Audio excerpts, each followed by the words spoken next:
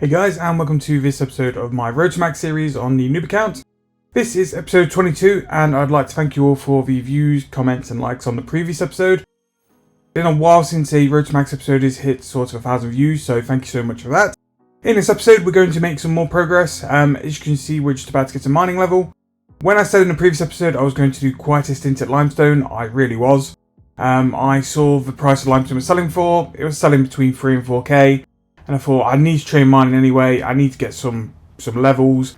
And because limestone was so expensive, I thought, you know what, let's just sit and do a stint and do some other stuff on the main account. So there's 73 mining, and let's see what else we can get in this episode. So for this method, making sure I always use the premier artifacts first to get an hour of 50% porter charges. Make sure that my Grace VLs goes as far as possible, and make sure as well that I'm using the premier artifact. It's something where I make sure I try and use it every day. 1 hour for the porter charges and 1 hour for the bonus XP as well. But we've been here for a fair bit, and as you see, we're about to go and get another mining level. Limestone actually wasn't too bad with the bonus XP. It was pretty decent, and it was quite AFK. I did hit like periods where I was like massively like the stamina bar was completely gone because I was doing stuff on the main. But for the most part, I kept on eyeing it, and I did sort of make sure I was clicking whenever I needed to. But there's level 74. Our target here is anywhere towards 80. For the concentrated gold rocks, but yeah, we'll just keep going and we'll see where we finish. So some context behind this clip: I've just gotten 99 crafting. I've basically got it by accident. If you haven't seen the previous episode, we got very lucky on Treasure Hunter, and Treasure Hunter promotion at the minute was the Gifts from the Heart, which is very OP. Because of that, I was making sure I was doing my daily challenges every day, and that basically meant I got a free couple of keys to use on this promo, which is very good. But one of my challenges today was to do crafting, and I was too close to crafting. I was basically 20k XP off, and that meant that I got 99 crafting by accident, which is now a second skill where I've got 99 by accident after we got agility a couple of episodes ago. As you can see as well in the previous sort of couple of seconds of this clip, we got 74 mining, and that's unlocked quite a few decent quest lines. The Nomad quest line and also one of the Elf quest lines as well, which was very good, and that'll be something we'll definitely be doing in the future. And this is why this promo was so good. I don't know if you can see in the background, I've got quite lucky on purples. 1,000 protein bars, which is very nice. That's a lot of smithing XP. And a huge prismatic lamp. But also, every time I do a key, I'm getting dummies and dwarven tools, which is just more sort of XP for us to save for a bonus XP weekend. And it's going to be stuff which will be like massively XP raised as well. Something you could get from the Treasure Hunter promoter was the glasses, which I did get. I've been quite lucky on the Treasure Hunter promotions, which is quite nice. I think I ended up selling them for about 15 mil because they did come into the game quite a lot and the price did crash. In terms of the limestone though, we got just under 10k, and we're trying to sell them for like 4.5k, so that's 45 mil we've just got. Just from a couple of levels of mining, which, you know, can't moan at it at all. So, nice milestone on the way here. So we've got a nice lamp in the invo. We're going to throw on Dungeoneering, and this is going to be 90 Dungeoneering.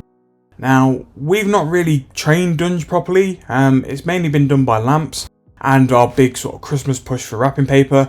That helped towards Dungeoneering quite a lot as well. The reason why is because the lower Dungeoneering is a bit of a grind. It's a bit of a nightmare to sort of get decent XP. The 90 Dungeoneering is sort of set us up quite well. It gives us four items we can bind. We've got a nice run of floors. We can now enter the Cow dungeon as well. And when we finally get to things like player import, we've unlocked the Exile as well, which is another person which we can get some trade goods from and some decent rewards. So it's another 90 skill, which on this account now we're starting to get to the point where the levels are really starting to pick up. There are a couple of skills which have sort of been left by the wayside, and there's going to take a little while to get trained. Summoning, prayer, combat, farming as well. But once we get to it, especially the combat side, it really won't take as long. And I said it a couple episodes ago, my sort of goal for this account is it will easily be maxed by the end of the year. That's the goal.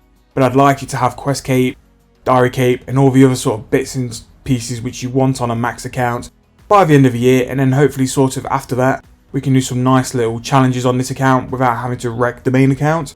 Not so much wreck it, but like completely like tear its bank up. I want to do some challenges like 0 to whatever from scratch and from scratch series as well, which is what I want to use this account for. So, in a minute, in the last episode, we bought quite a lot of super anti-poisons. Super anti-poisons basically make like 3 to 4k profits per potion, which is pretty good for Herblore. Again, Herblore, you want to be making money anytime you train it. The XP is not as good as Brews, which is something I realised sort of like after doing a K of these potions, but it's free Herblore XP and we're going to profit as well. So I sort of just kicked back in World 84, got used to it and just worked from there. Some other little side goals as well, because we're doing so much Herblore at the minute. I eventually want to go and get the Flash Powder Factory outfit. I'm sort of waiting for when Flash Powder's on Spotlight so I can get some Valor as well, and that can help me speedrun the outfit. One of the main items I want as well is the Botanist Mask with the add-on, because it will give you a 5% chance to save some resources. Wanted to say thank you as well for the comments for the previous episode on what to spend the money we won from Treasure Hunter on. The Brooch seemed to go down pretty well, but also the skilling items from Croesus was a really good suggestion as well. So I'm going to spend that money and talk you through what I've spent it on as well, because I think it's going to sort of form a reason of what this account will do and the base of this account. So yeah, thanks for the suggestions, but again, we'll go back to Herblore and come back with some more levels. So super anti-poisons were slowly killing me off, so I thought I'd just do some nice Fletching XP. Basically, whenever my supplies buy for Fletching, I then Fletch, then sell them, and then once they buy again, I'll go back to Fletching. So nice and chilling AFK, especially with how quick like an invo the super anti-poisons go. 60 Fletching bolts is very nice and sort of, it's chill to be fair. I actually really like Fletching the bolts. Broad, not so much. I hate it on the main account, but Onyx bolts on a noob is nice and chilled. So this will be another Fletching level. So over the past couple of episodes, we've really made progress with Fletching. And it's making us quite a lot of money as well. I think that every 50k bolts, I made something like 25 to 30 mil. Which, you know, considering like it's a massive Bible anyway, making profit from Fletching is quite mad really. But here we go, we're going to get the level. And there it is, that is level 83 Fletching. So we're definitely getting there. And Fletching is as well something I don't mind training at all. It's nice to have AFK skills, and it's a change up from the Herblore at a minute. Herblore can be a bit of a grind, especially when you're on low tier potions like those super antis are. The brews were nice because they were quick, but super antis are a slog. And as you can see here, we're actually going to get another Fletching level on this stint. And this will be 84 Fletching. I'm going to sort of see what Sentry bolts are saying in terms of profit when we get the level as well. I think they can outpace Onyx bolts, but if they're taking a while to buy and the margins aren't as good, the speed of Onyx bolts and Fletching Onyx bolts is more than good enough for me. So that's something we can weigh up as well. But yep, there we go, 84 Fletching. At some point, I do have the idea of actually using the bolts to enchant. And by enchanting them as well, we're going to get some major XP on top of what we're already getting in terms of Fletching XP. But for the first couple of like levels of Fletching, we just fletched the bolts for sheer profit. As you can see though, by getting that level, we didn't really unlock anything. So it's that time again when we go to the GE and sort out the bank.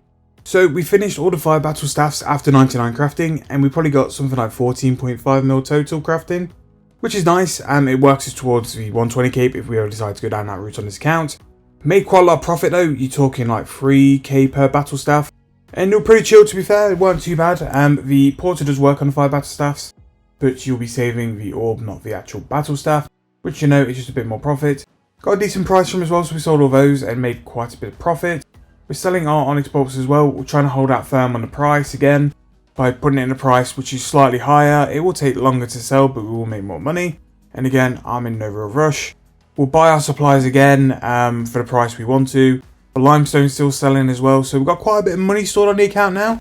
I think it will eventually come to a point where we've skilled enough and it's time to do quests, and we will sell everything up, and we'll just see how much of a cash stack we've made.